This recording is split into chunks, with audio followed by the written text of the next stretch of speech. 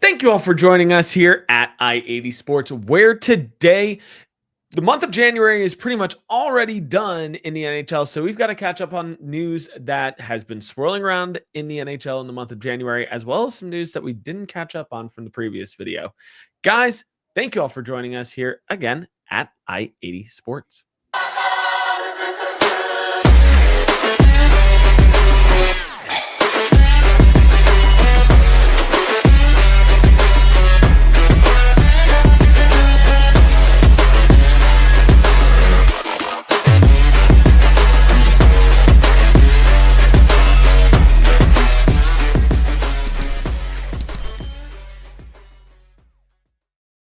Thank you all for joining us here at I-80 Sports. Make sure you subscribe down below, youtube.com/NHL on I-80 Sports. Join the conversation down below. What do you think of the NHL in the month of January? What are you looking forward to as we roll around in February? And there's quite a bit to look forward to in February. We've got the break coming up with the Four Nations face-off, which we might talk about a little bit today, or we might even save them for our next video as well. But let us know down in the comment section below. And yeah, away we go. It's been a week and a half or two, and we're ready to get back to it. I'm Brian. He's Tom. Tom, how you doing? Doing well. And here we are. We're at the end of January. Some things have changed, and some major dominoes have fallen, which may lead to some more major dominoes falling. Yeah, we've had some major dominoes fall in the sense of some big trades that were made, some big injuries that happened to other teams, and a lot of the same going on for some teams around the NHL. So there's quite a bit that we're going to be talking about today with that. So let's just dive headfirst into this. Probably the biggest news over the last week that we need to cover first is a blockbuster trade, and that is Mikko Rantanen and Taylor Hall going to the Carolina Hurricane in a blockbuster 3-team deal. So on January 25th, the Carolina Hurricanes acquired forwards Mikko Rantanen and Taylor Hall in a big trade between the Colorado Avalanche and the Chicago Blackhawks. So in this deal, the Carolina Hurricanes received Mikko Rantanen and Taylor Hall. Mikko Rantanen from the Colorado Avalanche and Taylor Hall from the Chicago Blackhawks. The Colorado Avalanche received forwards Jack Drury and Martin Necas from Carolina, along with a second-round pick in the 2025 NHL draft and a fourth-round pick in the 2026 NHL draft from Carolina, which helped Chicago acquire forward prospect Nils Juntorp, possibly a silent J. I will learn how to pronounce that at some point. And Chicago in this deal acquires a third-round pick in 2025 from Carolina. The Blackhawks will also retain 50% of Mikko Rantanen's $9.25 million salary for the remainder of this year as well, with the cap space that they have. Right off the top here, Tom, just instant reactions, winners, losers. How do you like this for Carolina? How do you like this for Colorado? How do you like this for Chicago? Well, Chicago, it's just a third-round pick. Great.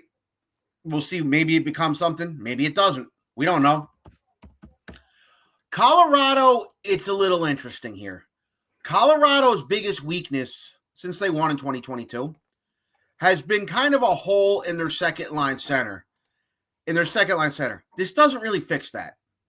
At the same time, it does add some depth to the team. Martin Necas was having a career year for Carolina. He had some depth, and Jack Drury, slides into that third-line center role pretty well as well. But at the same time, you gave up Mikko Rantanen for this. And I think you panicked a little bit. It was no lie. We all know the rumors. The rumors were he wanted $14 million.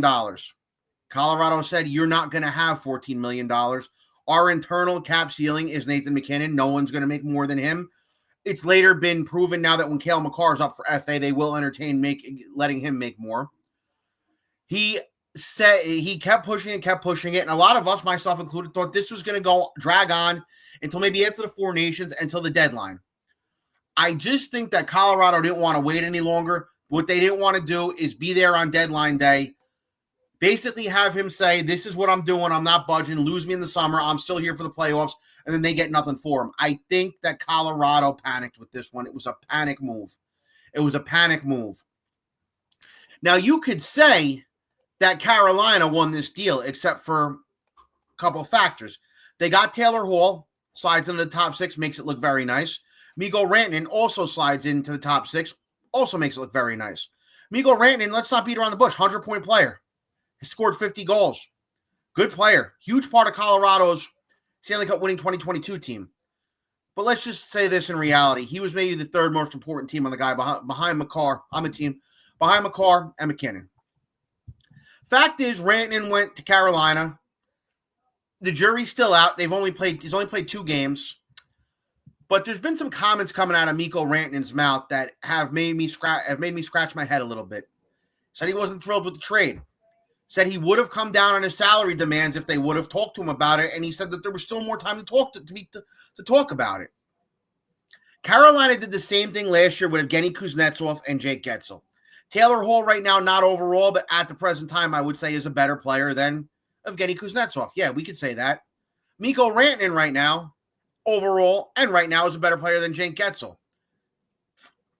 The thing with Getsel was, I don't know if he was as angry at leaving Pittsburgh as Rantanen was at leaving Carolina. Now Rantanen has basically went and said, I'm not budging for anybody over the summer. It's either you give me my $14 million or I don't sign with you. Okay, well, that's great. Is Carolina going to be able to move enough around to get him re-signed?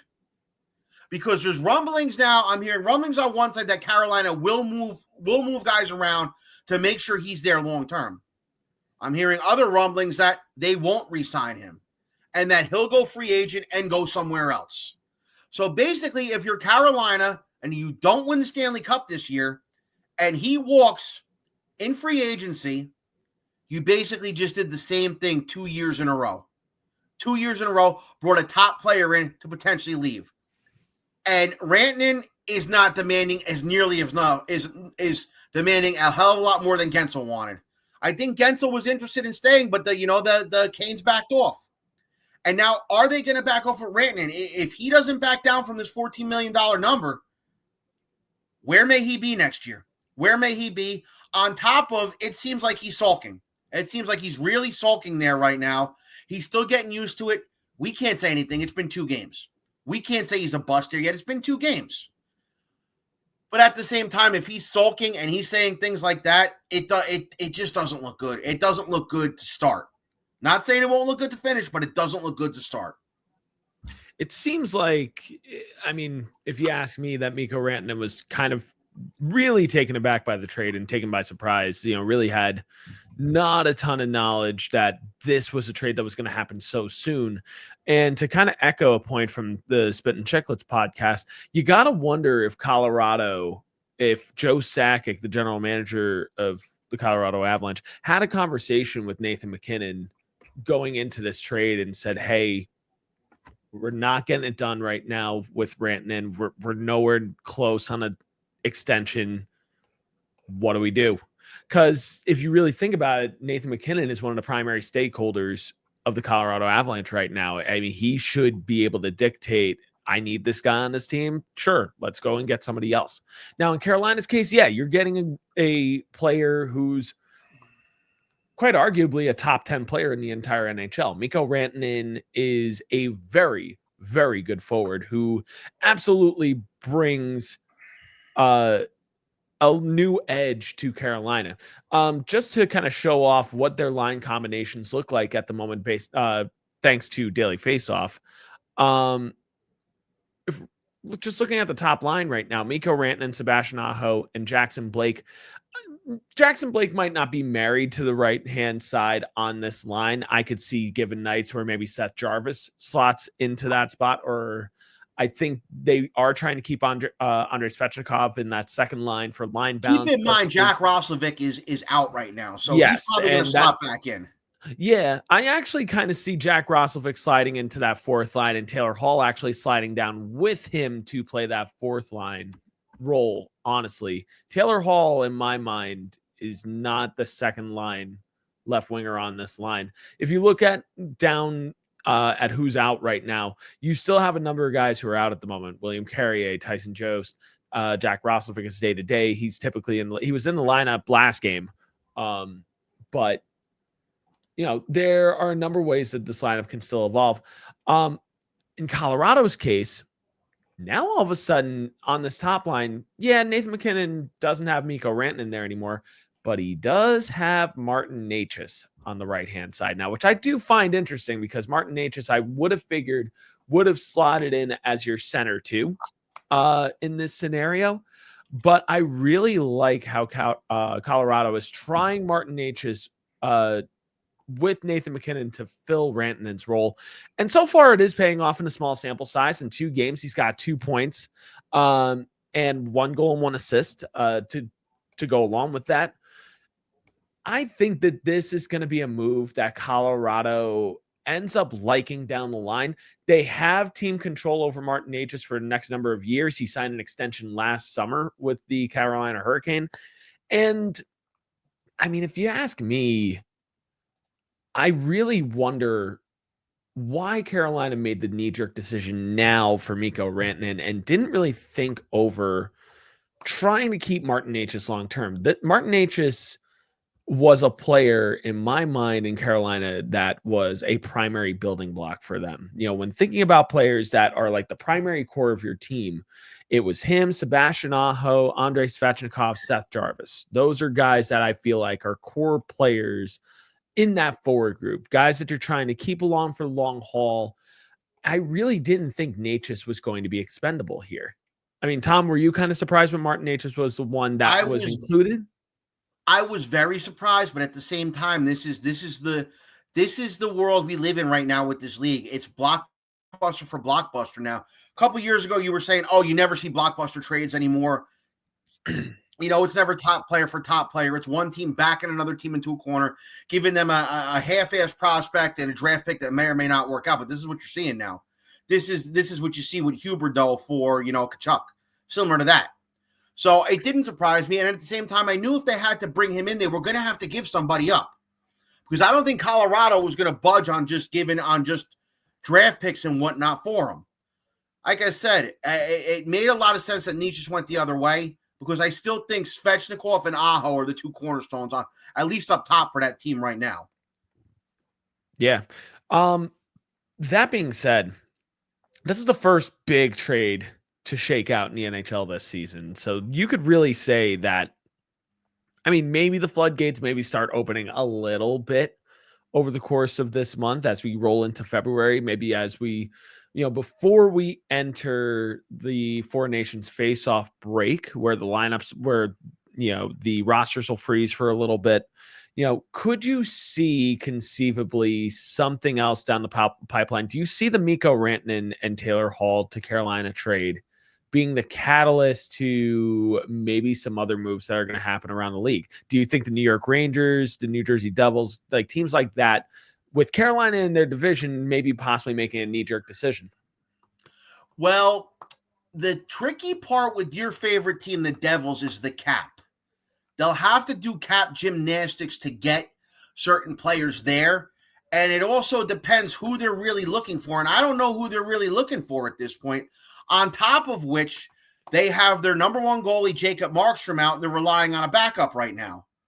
So I'm not sure who, I'm going to be honest with you. I'm not sure who they're even after. I know they're after another forward, but it's a matter of who's available.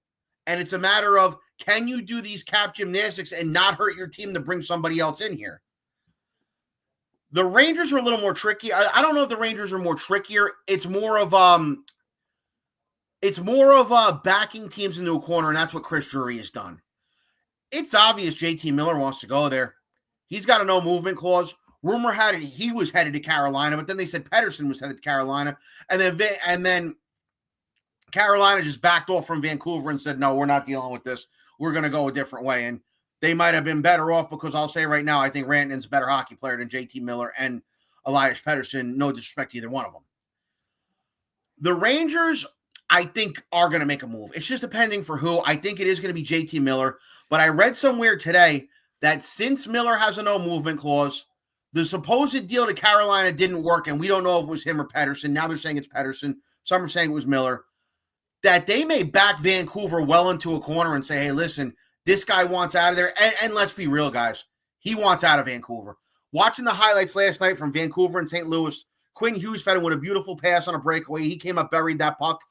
He didn't even raise his arms. He didn't celebrate. He just skated away from the net, went to the bench. He doesn't want to be there anymore. Let's face it.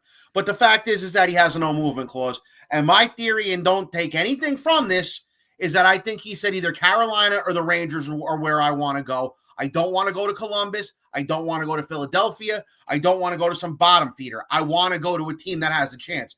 And the Rangers have had a great month, and they have a chance, even though there was that heartbreaking loss on Sunday, and they're losing 2-0 to the aforementioned Carolina Hurricanes right now. So I do think they go after JT Miller. It's a matter of what they give up for him. And I'm going to say, as a Ranger fan, Mika Zibanejad is still looking horrible. And if they make the playoffs, they won't go anywhere with him the way he's playing. And maybe, just maybe, they could back Vancouver into a corner and say, you got to take this guy, and we'll take Miller off your hands.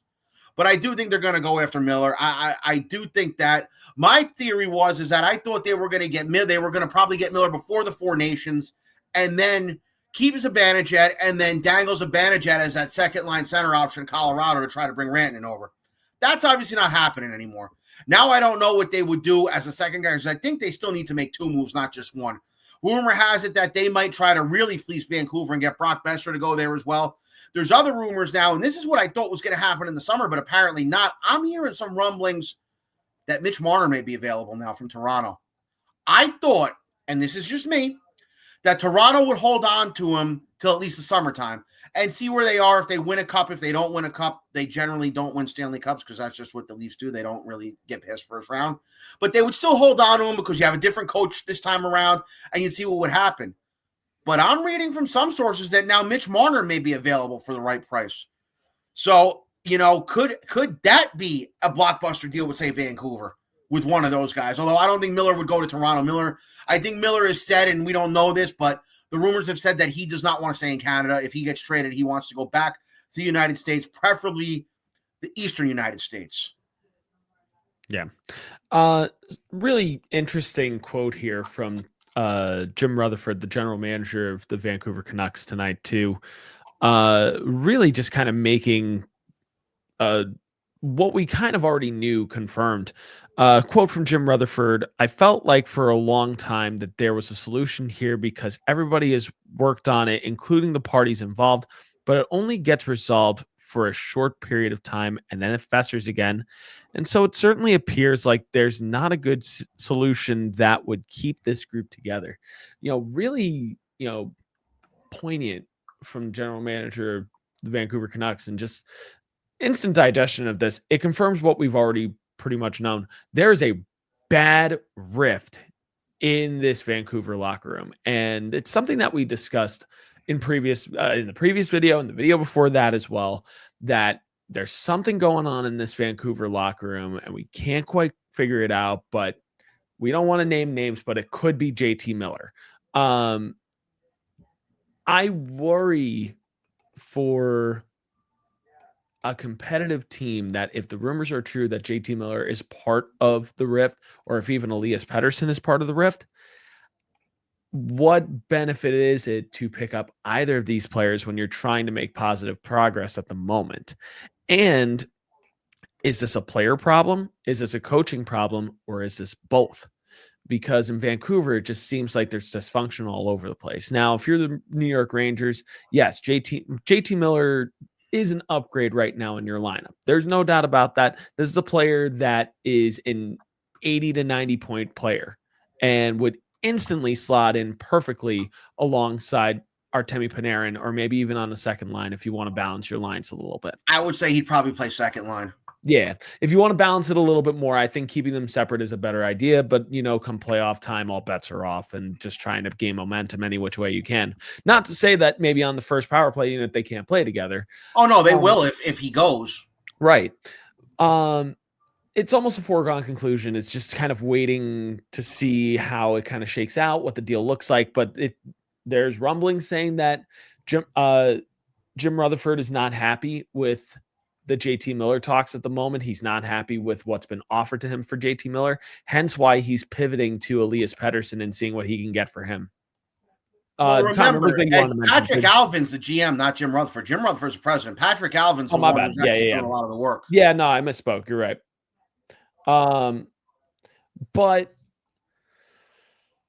for Elias Pettersson, he's going to draw interest around the league to teams that can afford him right now. His contract is large, and there would definitely need to be some gymnastics, unless you're a team with cap space, which one team that has been rumored at the moment to be a potential dark horse suitor would be the Buffalo Sabres. Now, obviously, the Buffalo Sabres are not a very good team right now in the NHL. They've certainly been bottom dwelling at the moment. However, maybe for the right price, they would consider diving headfirst into a trade for a bona fide superstar. It would require some sacrifice to make this move work, but you do have some intriguing pieces if you're going to try to pick up Elias Pettersson. It almost certainly means if you're a Buffalo fan that you got to get comfortable with the idea of Dylan Cousins going in the move to go over to Vancouver.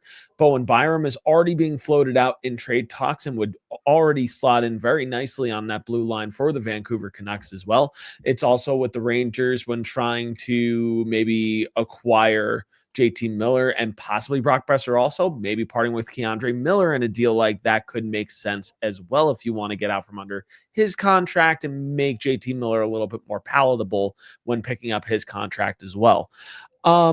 There's a lot of ways that this could swing, and we certainly haven't even scratched the surface of like teams that could really swoop in and pick up either of these players if both of these players in fact move, if it's just one or if it's both or if it's none. It could all, in a lot of ways, be smoke and mirrors. However, with what Jim Rutherford talked about today with the Vancouver Canucks and what's currently going on in that locker room, I don't see a scenario where both of these players make it to the trade deadline still as a member of the Vancouver Canucks. For the Devils, I don't think they're going to make a knee-jerk reaction. They've still got players out on injury, which we'll talk about in just a moment. But I don't see them making a knee-jerk reaction unless Nico Hischier's injury is a little bit heavier than we realize, and he's going to be out for a little while. One player that I would say is worth monitoring for the New Jersey Devils, and it would require moving around a little bit of money, but not nearly as much as if you're trying to, pick up a really big major name.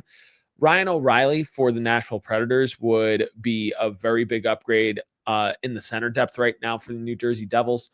Eric Howell's been out with injury right now. He has no timetable left for his return. I would anticipate he'll be back either right before the Four Nations face-off or right after.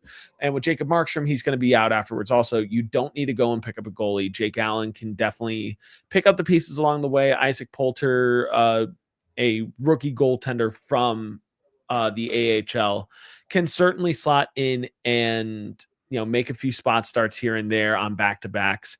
A lot of Devils fans might be curious, why isn't Nico Daws getting the call here? Because you're trying to not rush his development any more than they already have. And they're trying to commit to a full year of him down in the AHL to truly develop, play, and start as many games as he can down there. So that way, maybe next year, maybe he's your backup goaltender to Jacob Markstrom next year. Maybe you move on from Jake Allen after this year. But I don't see the Devils making a knee-jerk reaction and with Carolina making such a splash deal for Rantanen and Hall.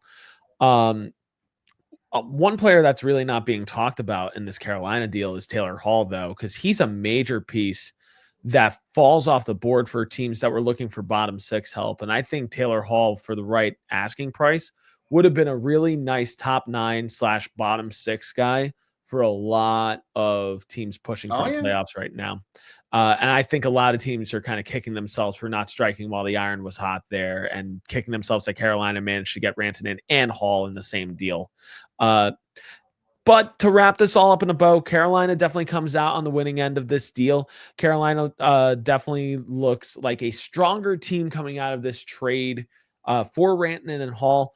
Colorado, though, I don't think that ultimately they're losers of this trade at all. I think in the long run, I think we could be talking about ways and scenarios that the Colorado Avalanche actually win this trade. It's still left to be seen what they're going to do with those two draft picks, that second round pick and fourth round pick that they acquired. And Martin Necas might end up being a better player for the Colorado Avalanche than he already was for the Carolina Hurricane. Playing next to Nathan McKinnon tonight could do wonders for Martin Necas' career. Not to say that playing next to Sebastian Aho wasn't already doing him wonders already, but we're going to move on from here because there's plenty more to talk about in this episode. We had some big injury updates and kind of segueing back to New Jersey also, and we'll, squash that in a second. Big news coming out of Minnesota today, in fact. The Minnesota Wild are going to be without their top forward, Kirill Kaprizov, for the next 4 weeks as he's going to have surgery on a lower body ailment. It's not known exactly what the lower body ailment is. They've kind of kept that on the wraps, kept it hush-hush. But he's going to be out a minimum of 4 weeks. It's probably going to take him out of probably past the Four Nations face-off. Tom, just instant reaction with Kirill Kaprizov out right now due to injury. If we look at the standings in the Central Division right now, the Minnesota Wild right now are in 3rd place in the Central Division, 1 point behind the Dallas Stars with 62 points. Right hot on their tail in the wild card is the Colorado Avalanche with 60 points. So they're only 2 points back behind Minnesota. How detrimental is Kirill Kaprizov's injury to the Minnesota Wild? I think it's very detrimental. He's the best player on that team, and there's no doubt about that. And if they're saying it's a lower body ailment, but they're not saying what it is it worth that much having surgery on it? Right now, when you're in the thick of a race in your division with Dallas and Colorado right on your tails, and I thought Colorado would pass them, but now with Rantanen gone, it's kind of remains to be seen. And if you fall into that wild card, you still have Calgary down there and Vancouver, and who knows what Vancouver might get in some returns for the trades if they make them. I think that this is a terrible decision that was made. I don't know who made the decision. I don't know. Did Bill Guerin clear it? Did Kaprizov, maybe threaten them a little bit? I don't know. Did his agent? I don't know. But this to me screams fishy. I don't understand if it's a lower body ailment that you all of a sudden need surgery for in the middle of the season while you're in such a tight race. It doesn't make a lot of sense to me, and I got a feeling that there's more to this than we really know. But this is a terrible hit for Minnesota because it seemed as if he was playing fine. It seems as if he was fine, Kaprizov. And I just want to look up his numbers real quick because I actually got him up right now. If you want me to jump in with that, in 37, I'm going to pull his profile up in 2 seconds here because this is I read it and I meant to look at it then and I didn't, and that's my own fault and I'm sorry. Yeah, I mean 3 points in his last 5. 1 goal, 2 assists. Nothing is screaming to me that he was done. I mean, it looked like he was out a month, which was true. He was out a month. And then I guess he came back, and then he's out again. Yeah. It's big. I mean, Kirill Kaprizov overall in 37 games played, he has 52 points, 23 goals, 29 assists in that time, averaging, 22 minutes a night for them as well, which for a forward is, bananas, if you ask me. Kirill Kaprizov is the heart and soul of this team for sure. There are players that can step up in his absence and certainly look for Matthew Boldy, Marco Rossi, Matt Zuccarello, Joel Eriksson Ek to really kind of try to fill the void and pick up for the production that they're going to be missing in Kirill Kaprizov. But missing Kirill Kaprizov is big. And when talking about Colorado's trade before for Martin Necas, Colorado might be a little bit weaker right now without Mikko Rantanen, but they still have Nathan MacKinnon. And Nathan MacKinnon right now leads the entire league with 77 points right now. This is a crushing blow to the Minnesota Wild, and I'm going to be interested to see where Minnesota is as we go into the Four Nations face-off break once we actually cross that bridge. Now, for the New Jersey Devils, you have some big injuries on this lineup right now. I mentioned it before, but Jacob Markstrom is out after a collision with a Boston Bruins player. He's going to be out 4 to 6 weeks. Luckily, there's no ligament damage. It's only a sprain. He avoided tearing his MCL and lateral meniscus, which is a miracle. And 4 to 6 weeks being out, I think, is a blessing in disguise for the New Jersey Devils. Because if he was out for the rest of the year, I think you would kiss your playoff chances goodbye at that point, or you're making a desperation trade for a goaltender right now. if you ask me. They've been without Eric Holla for a little while now with an ankle injury, and Nico Hischier left 2 games ago with a hand injury. He's listed as day-to-day right now, but I don't think it's an understatement right now when I say, and Tom, you can agree or disagree with me on this one, but Nico Hischier might be the most important player for the New Jersey Devils this year. I mean, yes and no. I mean, having Dougie Hamilton back is huge. Remember, you had Hischier and Hughes most of last year. Hughes got hurt a little bit, but having Dougie Hamilton back, I think, was huge for you guys, even more so than Markstrom. Agreed.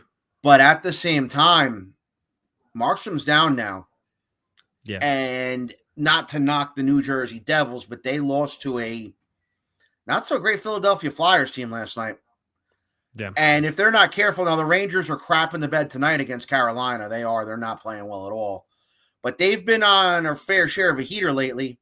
There's 10-point separation between the two. And if things get topsy-turvy in New Jersey, and say if the Rangers bring in JT Miller and he's a breath of fresh air and starts breathing new life into that team, and they go on a run, the Devils might be looking at a wild card spot.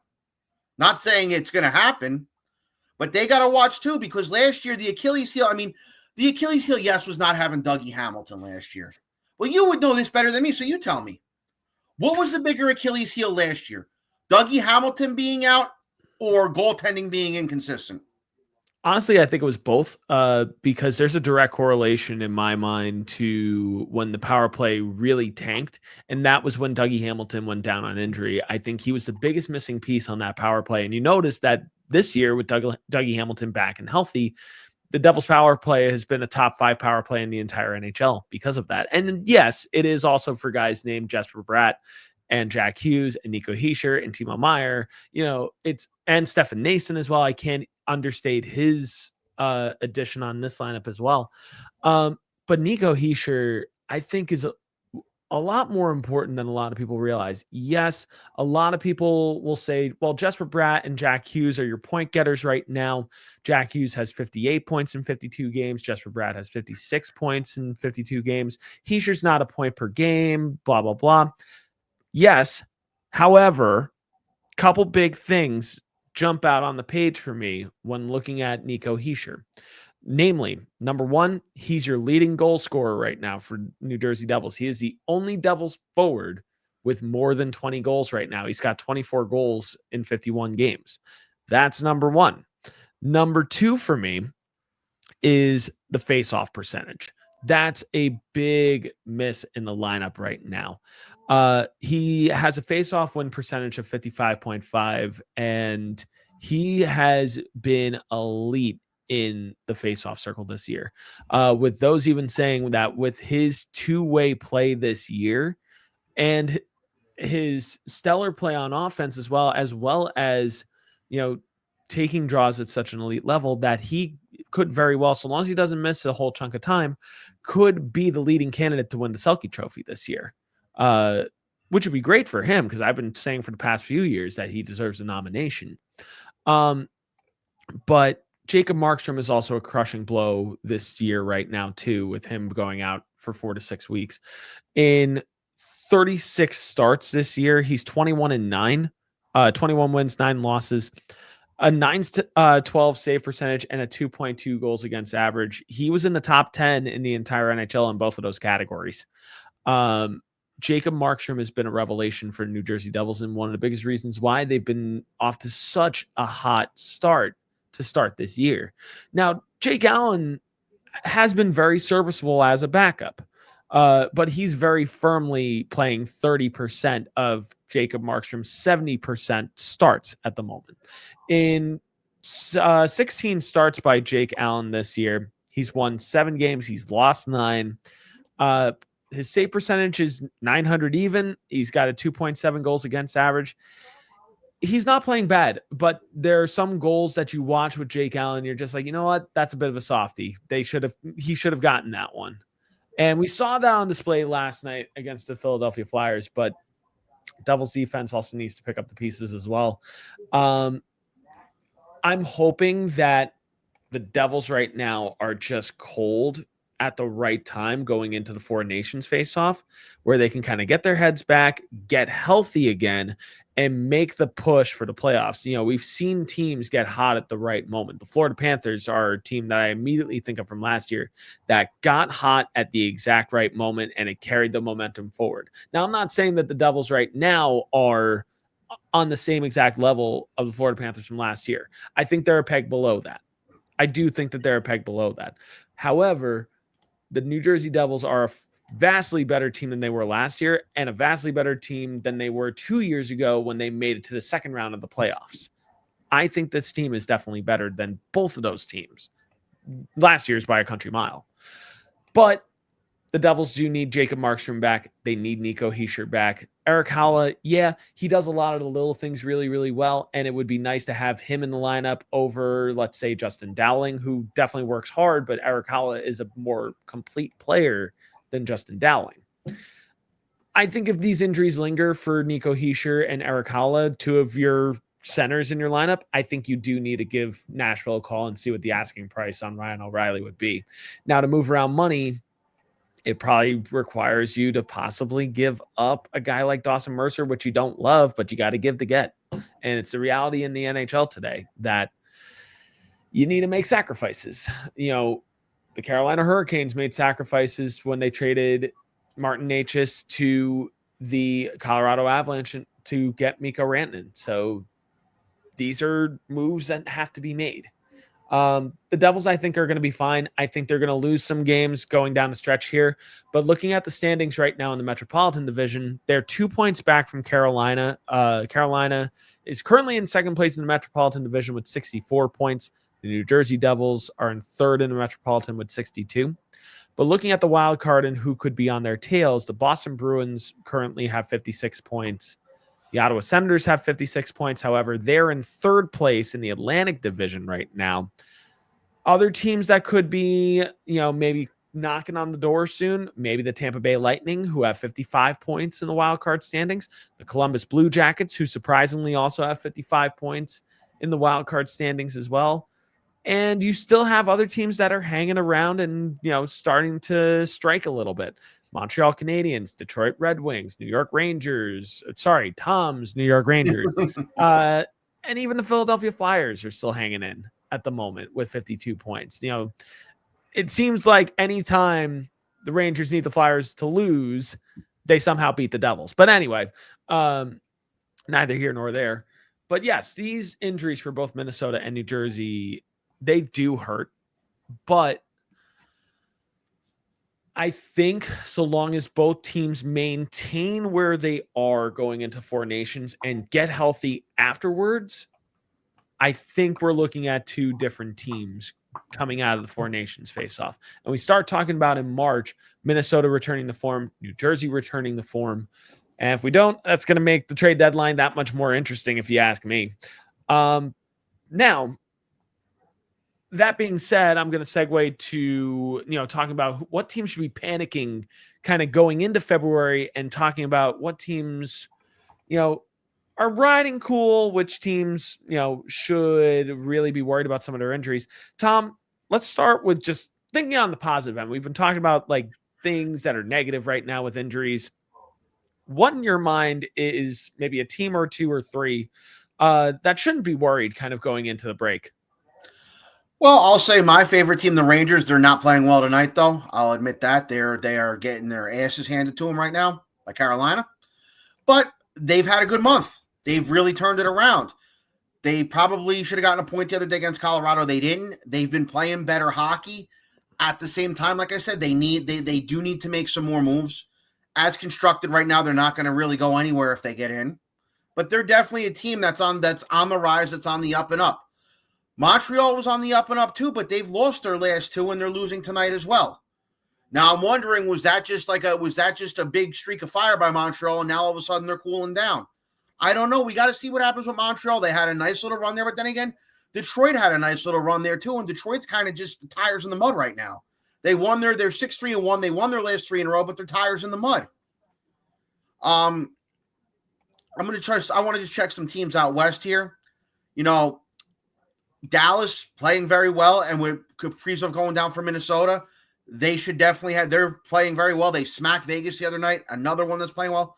The Edmonton Oilers, another one. Sole possession of first place right now in the Pacific Division. They did not have a good start. They're 7-3-0 in their last 10. Connor McDavid's back from a suspension. They seem to be firing on all cylinders, which leads me to the worrisome teams now. The Panic Index, Vegas, 3-6-1. They won their last game. I don't know if they're in any immediate danger right now because they're so far ahead of LA and Calgary. But I would worry if they get into the playoffs and they have to see Edmonton again. That might be a problem for them. That might very well be a problem. Another team to worry is Colorado. They barely beat the Rangers the other day. I don't know what they're doing right now. They're 1-1 with the Islanders right now. They lost to Boston there. They blew a lead in the third period. That's another team. You just traded away one of your core guys, one of your best players. You left a hole there. You brought up Nathan McKinnon before. He quoted the other day. He said it sucks. He goes, I'm upset about it. He goes, I'm sad that he's gone. He was a big part of the team.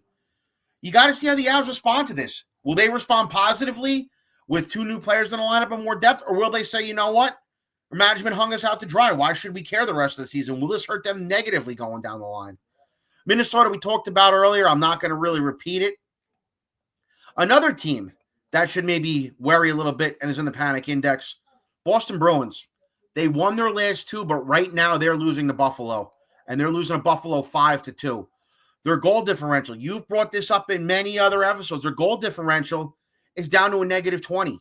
And as we're speaking of big names potentially moving to different places, the other day it was reported that the Bruins management and Brad Marchand are far apart on where they want to go. He's a free agent this summer. And it was tweeted by somebody, and I don't remember who it was, I forgot, that said that Bruins management may be exploring the options of life after Brad Marchand, as in him playing somewhere else. There was a noted rift there this year, maybe not as big as the one in Vancouver, between him and Pasternak. Something I went with him and Pasternak said, I don't want him on my line anymore. I don't want to be on the power play with him anymore. And there was a noted rift between the two. Pasternak's younger. Pasternak might not bring intangibles to the table that Brad Marchand does, but he's younger and arguably the Bruins' best player. And could the Bruins just say, if we're really out of this thing, could they do what they had to do back in the year 2000 with Ray Bourque and trade Brad Marchand to a contender to maybe get some futures back? It's going to be interesting with them. Like I said, they won their last two, 5-3-2 in their last 10, but right now they are not. They're getting smacked by Buffalo. Ottawa cooled off for a little bit. Now, Ottawa all of a sudden has found their game again, which makes me really upset because I was kind of hoping they'd fall down and they'd say, hey, you want Brady Tkachuk? And I'd be like, yeah, bring him in, let him go. That's not happening anymore. That's besides the point. No. But they're another team that needs to worry, especially with Tampa right on their tails. And in the wild card, you have the Rangers and Columbus playing very well right now. I don't know if Montreal and Detroit, I don't know what's going to happen with them. They both went on some pretty nice streaks, but I don't know if those teams are going to even out. Montreal is still a very young team.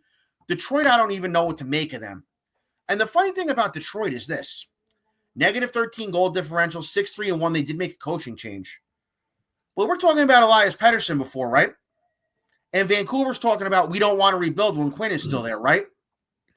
So let's say if there's a nice little link up at the Four Nations between Quinn Hughes and Dylan Larkin, could Detroit get in the Pettersson sweepstakes and say, hey, we'll give you Larkin. He wants a fresh start somewhere else.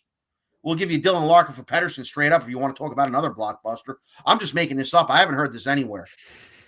But could that happen? Because it's been said, although it's been quieted, that Larkin is kind of getting a little antsy there. When Larkin first played for the Red Wings, they were still a playoff team. He only sort of played his first year in Detroit. Hasn't been back since. Don't know if things will change in Vancouver if he goes there, but he might have a better shot there than he would in Detroit at playing playoff hockey. So that's just something to think about too. Yeah. If you ask me, if we're talking about teams that are, coasting going into the Four Nations break and think about like they're happy with where they're at, Ottawa Senators is the first team that really jumps to mind for me. But now, though, they were not playing. Remember, last Tuesday night, they got smacked, and they were not playing well up until this weekend. Oh, no, and you're right. But if you look in the last 10, they're 7-2-1 in their last 10, and they're on a 2-game heater at the moment. And here's the thing. If I'm looking at the difference between the Ottawa Senators right now and the Boston Bruins, I like Ottawa's lineup right now more than I like Boston's lineup. I mean, I look up and down Boston's lineup and especially their forward core. I'm underwhelmed by Boston overall. Other than David Pastrnak right now, there is not much to talk about when it comes to point production. Brad Marchand has 38 points in 51 games. Pavel Zacha has 29 points in 51 games. Morgan Geekie, 26 points in 46 games. You take David Pastrnak away from this team, and this team is a bottom dweller. Period. End of story. There is no doubt in my mind about that. It still boggles my mind that Boston gave the contracts out to guys like Lindholm and Nikita Zadorov this offseason. Jeremy Swayman definitely wasn't in their plan to have re-sign in September. But Jeremy Swayman really kind of screwed himself. And we've talked about that before. It's whatever now. Boston's also without their top two defensemen right now with Hampus Lindholm and Charlie McAvoy currently out at the moment. That really doesn't help an already underwhelming lineup right now. They're losing 6-2 right now, by the way. Buffalo's smacking them right now. Woof. But then you go on the flip side and you look at Ottawa. I have a lot more optimism when it comes to Ottawa because at least Ottawa is a little bit more balanced. Yeah, you don't have a guy right now that's rolling a point per game, but there's a lot more balance across the line. Tim Stützle leads this team with 48 points in 50 games. Next, Drake Batherson with 40 points in 50 games. Brady Tkachuk, 39 points in 50 games. Claude Giroux, 33 points in 50 games. Your top defenseman right now is Jake Sanderson. He's got 27 points in 49 games. Joshua Norris also has 27 points in 48 games played. This team has a lot more going for it than you realize. Yeah, there's nobody like a David Pastrnak on this team. What they do have is balance. And what they also have going for them right now is they have what Boston shouldn't have given up this offseason, which was Linus Ullmark. Linus Ullmark is sporting a .915 save percentage and a 2.38 goals against average. He is making a case to maybe, try to sneak back into the Vezina conversation and win a second Vezina trophy. Ottawa, I have more faith in than I do the Boston Bruins right now. And it showcases, because once again, Tom mentioned it before, that I love bringing up goal differential. And I'll bring it up here.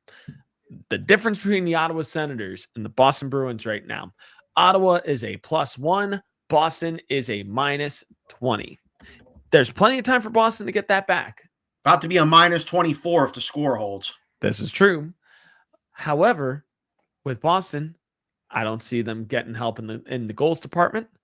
And Jeremy Swayman needs to figure it out pretty quick, if you ask me. Ottawa, riding cool. Boston should be panicking a little bit. Another team that I think is panicking a little bit just because of the decisions that have been made over the last few years really coming back to bite them, the Pittsburgh Penguins. I think we could start seeing maybe a quote-unquote fire sale starting. We heard rumors about Sidney Crosby possibly leaving town and him being floated out in talks with the Colorado Avalanche. I don't know how true that really is. He would need to come out and publicly say, I want to be traded. And he said, my interest is on. See, he's not Ray Bourque. That's the thing. No. He has 3 Stanley Cups there. So It's not. And I think that the team has been competitive up until about 3 years ago. And it's not like Patrick Kane either, where the Hawks were so terrible his last few years there that he was dying, chomping at the bit to go somewhere. He went somewhere, then left there and went somewhere else. And is basically in the same situation again. But that's besides the point. Crosby would have to come out and say, I want out of here. And I don't think he wants to leave. No, I don't think he wants to leave either, ultimately. However, Kyle Dubas is going to do what he wants to do, unfortunately. And here's the thing, too, and I hate to keep interrupting. I think Dubas said a couple weeks or a couple months ago that everybody but Crosby is on the table. Yeah. I think there's a lot to be worried about in Pittsburgh right now about who you're going to have after the deadline. Another Another team that I think is riding cool as a cucumber right now in my mind, the Columbus Blue Jackets. They have been a fun team to watch over the last month and a half right now. They're 7-2-1 in their last 10. And they're right in the conversation for the wild card spot right now. They are neck and neck with Tampa Bay for wild card 2. They're a point behind Boston for wild card 1. I could see a scenario where Columbus jumps Boston in the coming weeks going into the Four Nations face-off.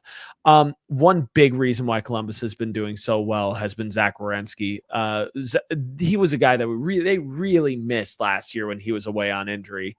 But Werenski has been playing like a man possessed. In my mind, if you're asking me between Quinn Hughes, Cale Makar, and Zach Werenski, who is your Norris Trophy winner right now? I give it to Zach Werenski. He's the biggest reason why Columbus has been playing so well. Cale Makar, yeah, he's leading defenseman in points, sure. Quinn Hughes is currently tied with Zach Werenski for points as well. Yeah, I get it. Werenski is the reason why Columbus is so competitive right now. There's a number of players on Columbus that, also are making that case as well. But Columbus is a fun team to watch at the moment. Another team that is, riding high going into the break as well, Winnipeg Jets, still continuing off to such a great start. They have 71 points to start this year. The next closest team is Dallas with 8 points. So I think they're, pretty comfortable right now in the Western Conference. Edmonton is also pretty comfortable at the moment, although they do have Vegas breathing down their neck with 1 point just behind them at the moment. I think Vegas and Edmonton are going to be fun teams to watch, kind of jockeying for position in the Pacific Division for the rest of this year. They're going to be two very, very fun teams to kind of monitor and see what they end up doing at the deadline, because we've seen it before. Vegas is not afraid to make a knee-jerk reaction for a trade or make an asinine trade that you didn't think was possible for them to make. So they're going to be a fun team to kind of see where they swoop in on certain sweepstakes for players. Edmonton as well, because they are certainly going to try to add at the deadline as well. I see them more so adding role players, because that's what they should be focused on, is adding some guys for the bottom 6 to really fill it out a little bit more. Because I don't think they want to lose in Game 7 of the Stanley Cup Final one more time. I think they want to win it all this year, and I think they're making a strong case to do that this year. Teams that should be a little bit panicked going into the break, though. St. Louis, I think, should be panicked right now, because they're a team that isn't quite bad enough to be a bottom feeder, isn't quite good enough to really crack into the wild card, and something's got to give. They just waived Brandon Saad to make a little bit room contract-wise, and I gotta think St. Louis is trying to make themselves more competitive, especially now that Jim Montgomery is the head coach, and they're doing better under him overall, but they're still just not quite there. And I think if you're a St. Louis fan, you're kind of worried about what direction is this team truly going in at the moment. So that's a team that also jumps out to me for Panic Index. Before we go, I do want to touch on World Juniors real quick and give our thoughts, because we missed this from the last episode. So I want to make sure that this gets a little bit of love and attention. I want to talk more so about players from this particular tournament, because we had a number of standouts specifically for the U.S. That really, really played some nice hockey, and as well from other nations such as the Czech Republic, from Sweden. So I want to showcase a few players here, and I know Tom is going to be talking quite a bit about one particular Rangers prospect. So Tom, I'll let you get it out. What particular player would you like to talk about? Gabe Perreault, 3 goals, 7 assists, 10 points in the tournament. Nominated for a Hobey Baker the other day. Tearing up for BC, his second year there. I expect to see him in the NHL this year. But I want to turn it over to his teammate, one of his teammates, and that's James Higgins. He's projected to go as high as number 1 in the draft. I'm not sure he's going to go number 1 overall. I don't think so. But he had a good tournament too. 5 goals, 4 assists, 9 points. Hell of a tournament for James Higgins. And then let's not forget Ryan Leonard. Ryan Leonard, 5 goals, 5 assists, 10 points. He tore it up out there. He's the captain. Yeah. Very, very, very good for the U.S. And, Washington's got something. Washington, with the year they're having, has something to look forward to with him coming in. You would think Ovechkin will probably be back next year. But if Leonard can come in and he can capitalize on the success that he had this year there, forget it. He'll be there. He'll be there next year, and he'll probably be tearing it up for them, or at least, be a little bit of a force for the Capitals. So Ryan Leonard was huge for them as well. Some other guys, Axel Sandin Pellikka for Sweden, but Sweden did what Sweden does. Dominated the round robin, blew it in the knockouts. And then one last guy, Jacob Stancil for Czechia, 7 goals, 3 assists, 10 points. I will admit the Czechs put up a fight. They did. They got to the semifinals. They played the U.S. tight in that game. But like I said, they just got to the third period, and it just was experience won out. The U.S. had a lot of guys who were there last year. They returned 9 players who were there last year, who won this year and won last year. And one last guy I want to touch on before I turn it over was Cole Eiserman. Cole Eiserman had a great tournament for the U.S. as well. He may have not been as noticeable as the others, but 3 goals, 4 assists, 7 points, and he seemed to score the clutch goals when the clutch goals needed to be scored. So I got to tip my cap to Cole Eiserman as well. He really, a lot of people were worried about Cole Eiserman, worried about his work ethic, worried about how involved he'd be in a game situation, how he could adapt. Cole Eiserman really turned it on for the U.S. this tournament. And I think Lou Lamoriello and Islanders fans have something to look forward to, unless they make some boneheaded trade, because Lou likes to make boneheaded trades sometimes. But Islander fans have something to look forward to, if he pans out. And he really proves his worth this tournament. Because remember, he was supposed to go very high last year in the draft initially, and he dropped very, very low. He was considered maybe a top 3 pick last year at one point and dropped drastically. So Cole Eiserman, tip my cap to him as well. Yeah, I'm going to start off with a goaltender that I wanted to highlight here, who I thought was one of the more impressive goaltenders of the tournament, and that's Finland's Petteri Rimponen. He finished the tournament with a 2.34 goals against average and a 933 save percentage. He was very good for Finland, and a reason why they were in the tournament for so long. Looking at forwards and defensemen, though, in the tournament overall, Cole Hudson for the U.S. is a major reason why they did so well in this tournament this year. The Boston University defender really doing a nice job for Team USA this year. He had 3 goals, 8 assists, 11 points in 7 games played, and only 2 penalty minutes taken. He played very good disciplined hockey overall and was the U.S.'s best defenseman. Ryan Leonard, another person that Tom mentioned before, captain of Team USA, Boston College standout. He played really nice hockey. 5 goals, 5 assists, 10 points in that time as well. Was a major reason why the U.S. Did so well. And Gabe Perreault, yes, I'll finally say it. Yes, Gabe Perreault, I think, has Rangers fans very excited for what he could bring to the NHL club. However, I err on the side of caution because, well, I have 2 cases in point for why I'm worried for a Rangers prospect. Their names are Kaapo Kakko and Alexis Lafreniere. My point exactly. Yeah, Kakko you could say, but Kakko's gone to Seattle. He's done better. Stats show it. The team is still going nowhere. Be that as it may, there you go. Prove me wrong, Gabe Perreault. That's all I'm going to say. Just please, just prove me wrong. Also, and just to rub the salt into Rangers fans' wounds, Kaapo Kakko, 18 games played for the Seattle Kraken, 14 points in that time. Now is the time to look away. And the team has gone nowhere. Not saying it's his fault, but just saying. That's like when Pavel Bora used to score 50 goals a year for the Panthers, and they still finish in last place every year. Fair. Other players that stuck out for me as well within this tournament, Axel Sandin Pellikka is still one of the best European defensemen, and he played just stellar hockey overall. 10 points in 7 games played. I forget he is somebody's prospect, and I can't remember who off the top of my head. I know I'm blanking, and it's gonna kill me when I realize who it is, but really, like, he was the other person that I wanted to point out from this tournament. But overall, I really enjoyed the World Junior Tournament overall. I thought it was a lot of fun. I thought it was another great tournament. Looking forward to next year as well.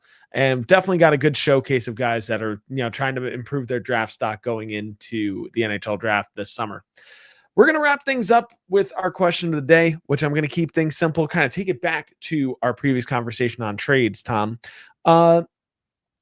Ultimately, post-trade deadline, are JT Miller and Elias Pettersson still Vancouver Canucks?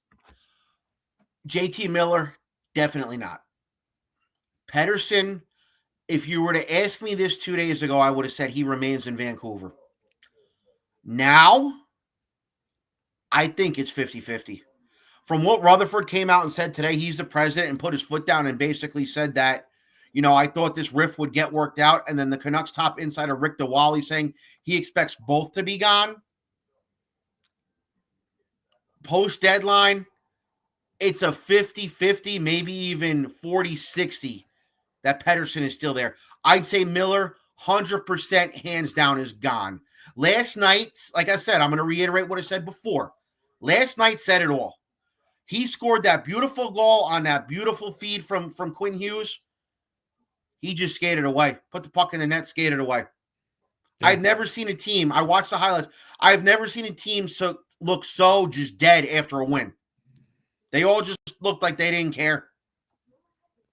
JT Miller, I'd like to say, is probably not a Vancouver Canuck. However, if Jim Rutherford doesn't like the returns that he's getting from JT Miller, I could see a scenario where he somehow stays a Vancouver Canuck and Elias Pettersson is the one that goes. I can't see him staying there because I think at the same time it's all the other. I don't think it's just Pettersson either. I think it's gotten to a point where you could even see the look on Quinn Hughes' face last night where I think everybody wants him out of that room. Or JT Miller just starts pulling a famous line from Slapshot, and I'm going to censor myself and say, trade me right now.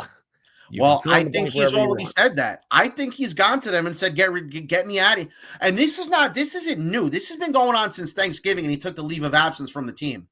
Yeah. This is not new. I think that he said earlier this year, first of all, I think they said he took the leave of absence for family reasons. And then I think the rift came up. And I think he may have just said to them earlier in the year, there was family issues. And then I think when he came back and just said, hey, listen, I don't want to be here anymore. Yeah. Well, we have talked about quite a bit in this episode, and this has been a jam-packed episode. Next time when we join you guys, we're going to be probably previewing the Four Nations tournament, players to watch in that tournament, our predictions in terms of like where we think that tournament's going to go. Go Team USA already, just saying it already. But we'll hit you with that next time. But do you agree? Do you disagree with our takes from today? Let us know down below, youtube.com/NHL90 Sports. Comment down below with your thoughts from this episode. Drop a like if you like our content as well. Hit the bell notifications so that way you know when our content goes live as well. And like I said, we'll be hitting you next time with our thoughts on the Four Nations face-off and previewing that before the tournament actually starts. But until then, I'm Brian. He's Tom. This has been yet another episode of NHL on i80 Sports.